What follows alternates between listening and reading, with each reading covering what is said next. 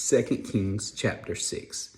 And the sons of the prophets said to Elisha, "See now, the place where we dwell with you is too small for us. Please let us go to the Jordan, and let every man take a beam from there, and let us make there a place where we may dwell." So he answered, "Go." Then one said, "Please consent to go with your servants." And he answered, "I will go." So he went with them, and when they came to the Jordan, they cut down trees. But as one was cutting down a tree, the iron axe head fell into the water. And he cried out and said, "Alas, my master, for it was borrowed." So the man of God said, "Where did it fall?" And he showed him the place. So he cut off a stick and threw it in there, and he made the iron float. Therefore he said, "Pick it up for yourself." So he reached out his hand and took it. Now the king of Syria was making war against Israel, and he consulted with his servants, saying, "My camp will be in such and such a place." And the man of God sent to the king of Israel, saying, "Beware that you do not pass this place, for the Syrians are coming down there." Then the king of Israel sent someone to the place of which the man of God had told him. Thus he warned him, and he was watchful there, not just once or twice. Therefore the heart of the king of Syria was greatly troubled by this thing, and he called his servants and said to them, "Will you not show me which of us is for the king of Israel?" And one of his servants said, "None, my lord, O king, but Elisha, the prophet who is in Israel, tells the king of Israel the words that you speak in your bedroom." So he said, "Go and see where he is, that I may send and get him." And it was told him, saying, "Surely he is in Dothan." Therefore he sent horses and chariots and a great army there, and they came by night and surrounded the city. And when the servant of the man of God arose early and went out, there was an army surrounding the city with horses and chariots. And his servant said to him, "Alas, my master, what shall we do?" So he answered, "Do not fear, for those who are with us are more than those who are with them." And Elisha prayed and said, "Lord, I pray, open his eyes that he may see." Then the Lord opened the eyes of the young man, and he saw, and behold, the mountain was full of horses and chariots of fire all around Elisha.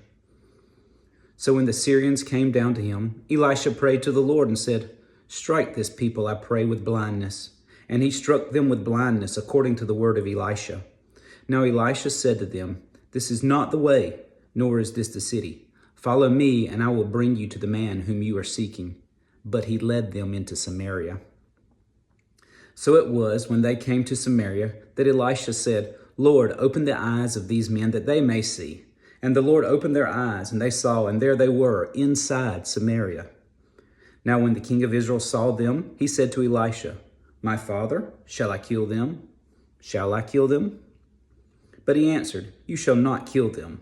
Would you kill those whom you have taken captive with your sword and your bow?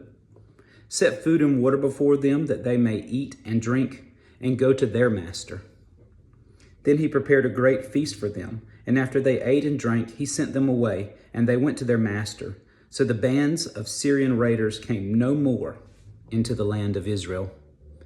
And it happened after this that Ben-Hadad, king of Syria, gathered all his army and went up and besieged Samaria. And there was a great famine in Samaria. And indeed, they besieged it until a donkey's head was sold for 80 shekels of silver, and 1/4 of a cab of dove droppings for 5 shekels of silver. Then, as the king of Israel was passing by on the wall, a woman cried out to him, saying, "Help, my lord, O king." And he said, "If the Lord does not help you, where can I find help for you? From the threshing floor or the winepress?" Then the king said to her, "What is troubling you?" And she answered, "This woman said to me, 'Give your son that we may eat him today, and we will eat my son tomorrow.' So we boiled my son and ate him. And I said to her on the next day, 'Give your son that we may eat him.' But she has hidden her son." Now it happened when the king heard the words of the woman that he tore his clothes. And as he passed by on the wall, the people looked, and there underneath he had sackcloth on his body. Then he said, "God, do so to me, and more also, if the head of Elisha, the son of Shaphat, remains on his head today." But Elisha was sitting in his house, and the elders were sitting with him. And the king sent a man ahead of him. But before the messenger came to him, he said to the elders, "Do you see how this son of a murderer has sent someone to take away my head? Look, when the messenger comes, shut the door and hold him fast at the door. Is not the sound of his master's feet behind him?" And while he was still talking with them, there was the messenger coming down to him. And then the king said, "Surely this calamity is from the Lord. Why should I wait for the Lord any longer?"